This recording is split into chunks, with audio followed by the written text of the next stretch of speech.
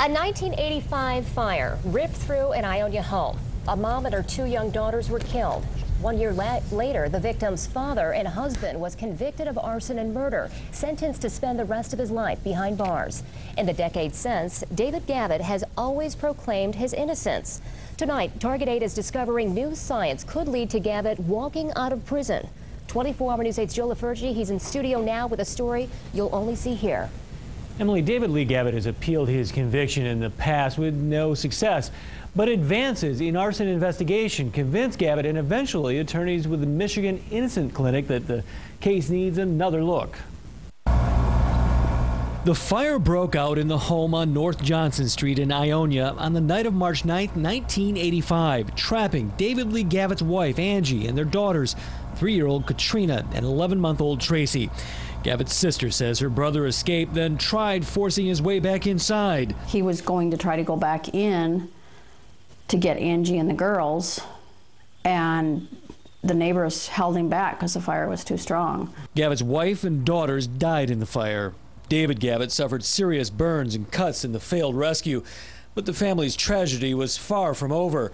Soon after he was released from the hospital, Gavitt was arrested for the murders.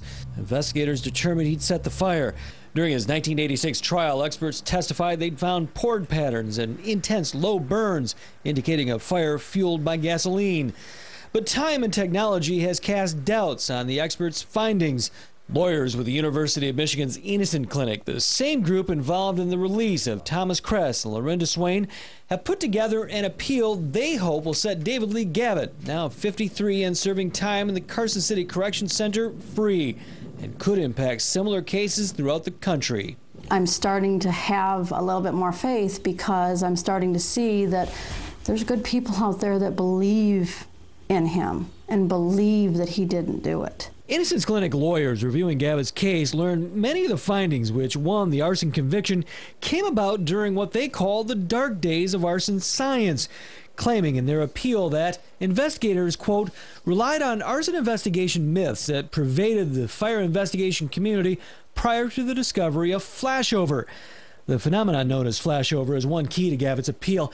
Investigators testified during the trial that only a fire set with gasoline or other accelerants could cause a flashover. Within 3 minutes, the temperature at the ceiling reaches 1,000 degrees, heating the contents of the entire room near the point of ignition. This video, prepared by John Lentini, a national expert in debunking so-called arson myths, shows the same results could come from a cigarette dropped in a chair. Flashover.